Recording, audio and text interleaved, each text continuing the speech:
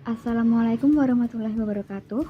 Perkenalkan, nama saya Zahral Firdausi Munir dengan NIM A5102 dengan program studi PGSD dan kelas A dari Fakultas Keguruan Ilmu Pendidikan.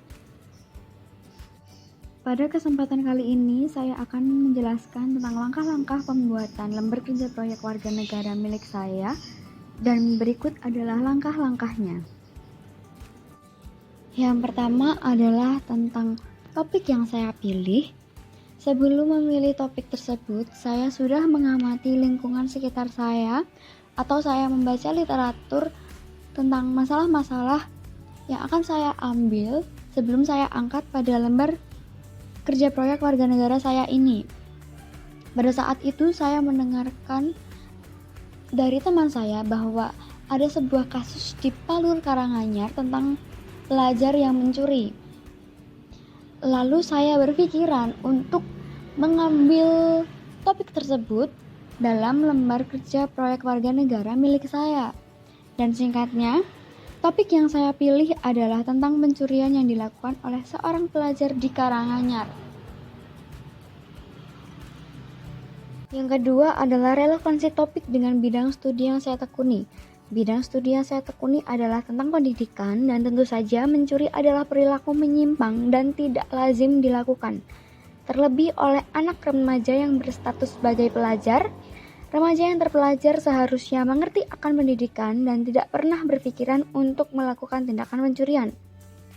Anehnya, pelajar itu seperti orang yang tidak berpendidikan karena seperti bangga mencuri, dibuktikan karena ia unggah dalam postingan akun sosial medianya. Akibat yang ditimbulkan cukup serius dan tidak dapat lagi dianggap sebagai suatu persoalan biasa, sebab tindakan-tindakan delinkuensi banyak yang menjurus kepada tindakan kriminal. Untuk menanggulangi delik pencurian yang dilakukan oleh anak, yakni dengan upaya yang pertama preventif atau pencegahan, dengan memberikan bimbingan kepada orang tua anak mengenai pentingnya hubungan keakraban keluarga, pembinaan keagamaan, menjalin kerjasama antara guru, murid tentang cara belajar di sekolah maupun di luar sekolah. Yang kedua, ada upaya represif, yaitu melakukan tindakan razia, pengusutan atau penyidikan, dan penahanan. Yang ketiga adalah relevansi topik dengan mata kuliah Pancasila. Permasalahan tersebut melanggar sila kelima yang berbunyi keadilan sosial bagi seluruh rakyat Indonesia, mengandung makna bahwa semua masyarakat Indonesia harus bisa hidup dengan adil dan makmur, serta menghormati hak-hak orang lain.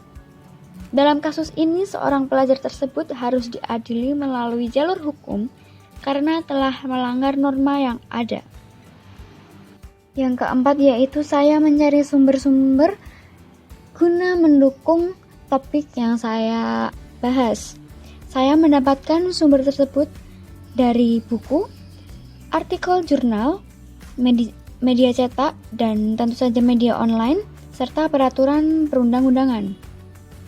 Dalam sebuah buku mengemukakan definisi singkat bahwa politik kriminal merupakan suatu usaha yang rasional dari masyarakat dalam menanggulangi kejahatan. Definisi ini diambil dari definisi Mark Enkel yang merupakan sebagai the rational organization of the control of crime by society. Pada peraturan perundang-undangan, pencurian yang dilakukan oleh anak di bawah umur mungkin dapat diterjemahkan sebagai pencurian khusus, yaitu sebagai suatu pencurian dengan cara-cara tertentu sehingga bersifat lebih ringan, namun dalam ketentuan hukum pidana dapat saja diancam dengan hukuman yang maksimumnya lebih tinggi, yaitu lebih dari hukuman penjara 5 tahun atau lebih dari pidana yang diancamkan dalam pasal 362 KUHP.